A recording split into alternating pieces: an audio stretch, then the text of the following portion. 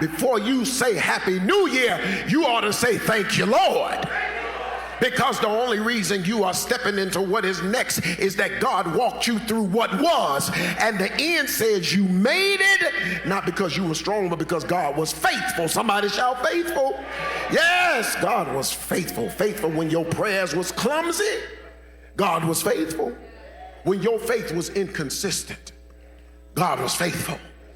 Faithful when your praise was quiet and your tears were loud. Faithful.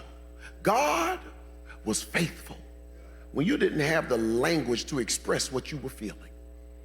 God was faithful when you showed up to church smiling but went home heavy.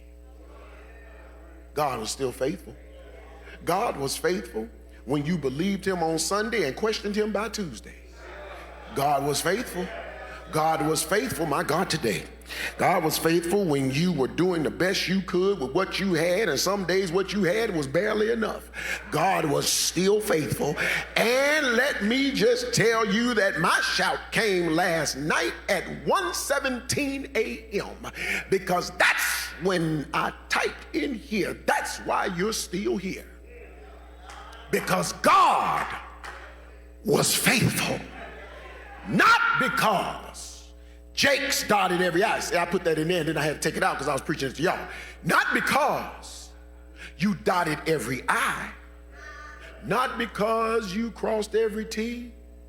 Not because you got it right every time. Let me tell you something. You're here because God stayed when you wanted to walk away.